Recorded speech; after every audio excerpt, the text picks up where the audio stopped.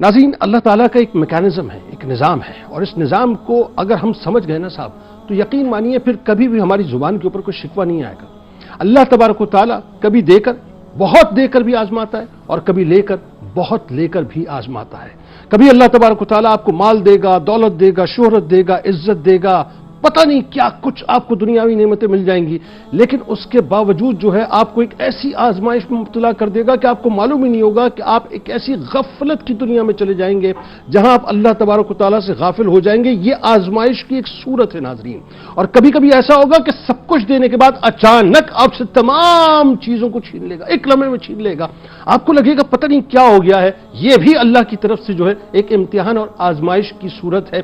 Problem یہ ہے کہ ہم اس بات کو سمجھ نہیں پاتے۔ کبھی کبھی صاحب ہوتا یہ ہے کہ وہ ہے نا کہ ما اصابکم من مصیبت فبما کسبت ایدیکم ویعفو عن کثیر، کہ تم پر جو پریشانیاں آئی ہیں وہ تمہارے اپنے ہاتھوں کی کمائی اور بہت سی تو ہم نے معاف کر دی ہیں۔ تو کبھی کبھی ہماری اپنی کمائیاں جو ہاتھوں کی کمائیاں ہوتی ہیں اللہ تبارک و تعالیٰ ہماری پکڑ کی صورت میں ہم پر نازل کر دیا کرتا ہے، اور کبھی کبھی ایسا ہوتا ہے کہ اللہ تعالیٰ چاہتا ہے کہ میرا بندہ اپنی عبادات کی وجہ سے، اپنے زہد و تقوی کی وجہ سے، اپنے سجدوں کی وجہ سے اس مقام کو نہیں پا رہا ہے جس مقام کو میں چاہتا ہوں کہ اسے مل جائے، تو وہ اسے مصیبت میں مبتلا کرتا ہے، یعنی ابتلا میں مبتلا کرتا ہے، اور بندہ جب اس پر راضی برضا رہتا ہے اور صبر و شکر کرتا ہے اللہ تعالیٰ اس کو وہ مقام عطا کر دیتا ہے۔ حضرت ایوب علیہ السلام کا معاملہ ناظرین انتہائی، یعنی سمجھ لیجئے کہ سبق آموز معاملہ ہے۔ ایک ایسا واقعہ ہے کہ جس کو دیکھنے، سننے اور پڑھنے کے بعد آپ یقین مانیے ہم اپنی مصیبتوں کو بھول جائیں تو بہت اچھا ہے۔ آج شکوے رہتے ہیں نا کہ جاب نہیں ہے، آج شکوے رہتے ہیں کہ روزگار نہیں ہے،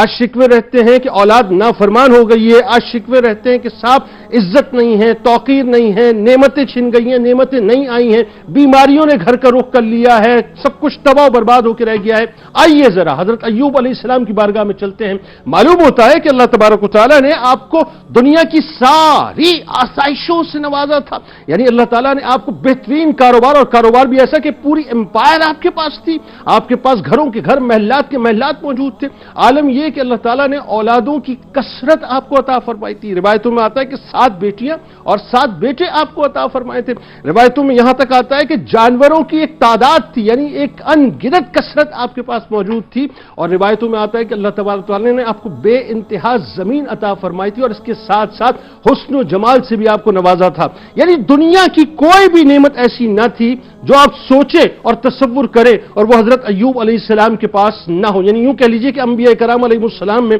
چند ایک انبیاء کرام جن کو اللہ تعالیٰ نے دنیا کی ساری نعمتوں سے نوازا، ان میں حضرت ایوب علیہ السلام ٹاپ آف دا لائن ہیں۔ اب معاملہ کیا ہوا ناظرین؟ معاملہ یہ ہوا کہ اللہ تبارک و تعالیٰ نے اپنے اس پیارے ایوب علیہ السلام کو آزمائش میں مبتلا کرنا شروع کیا، کیونکہ شیطان اس بات کا دعوے دار تھا کہ یہ تو نعمتوں کی وجہ سے شکر گزار ہے، اور اللہ اس بات کا دعویٰ کرتا ہے کہ نہیں، میرا ایوب ہے، یہ اگر پریشانی میں بھی ہوگا تو میرا ہی ہے۔ اللہ تبارک و تعالیٰ نے سب سے پہلے ان کے مال کو تباہ کیا، یعنی ان کی جتنی بھی زمین تھی وہ سب تباہ و برباد ہو گئی، ان کے مویشی ہلاک کر دیے گئے۔ اس کے بعد ان کی اولادوں پر افتاد آئی، یہاں تک کہ ان کی ساری اولادیں اس دنیا سے چلی گئی، اور اس کے بعد اللہ تعالیٰ نے ان کو ایک ایسی بیماری میں مبتلا کیا جو 18 برس پر محیط ناظرین، 18 برس پورا جسم جو ہے وہ آبلہ زدہ ہو گیا تھا۔ یعنی عالم یہ تھا کہ اللہ تبارک و تعالیٰ نے اتنی شدید آزمائش میں مبتلا کیا جس کا ہم تصور نہیں کر سکتے۔ 18 برس کی میں بات کر رہا ہوں، یعنی 18 دن نہیں، 18 ہفتے نہیں، 18 مہینے نہیں ناظرین، 18 برس تک سب ساتھ چھوڑ کر چلے گئے تھے سوائے ان کی زوجہ محترمہ کے۔ انہوں نے صبر کیا، اس لیول کا صبر کیا کہ صبر بھی کہے کہ ہاں صاحب میں جو ہوں وہ حضرت ایوب علیہ السلام کی بارگاہ سے فیض یاب ہوا ہوں۔ نتیجہ کیا نکلا کہ اللہ تبارک و تعالیٰ نے قرآن میں آپ کے مراتب کو بیان کر دیا کہ بے شک ہم نے ان کو بڑا صابر پایا، اچھے بندے تھے اور اللہ تعالیٰ کی طرف بہت زیادہ رجوع کرنے والے تھے۔ ناظرین کرام، بس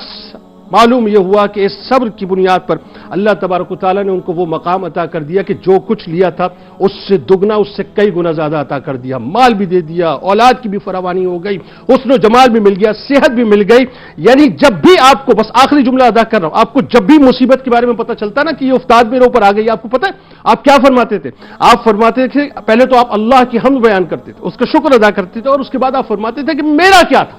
میرا کیا تھا اور میرا کیا ہے، جس کا تھا اس نے لے لیا، میں ہر حال میں اس کی رضا پر راضی ہوں۔ آج مصیبت آتی ہے نا، اللہ تعالیٰ سے شکوے مت کیا کیجئے، راضی برضا رہے، معلوم نہیں اللہ تعالیٰ آپ کو کیا دینا چاہتا ہے۔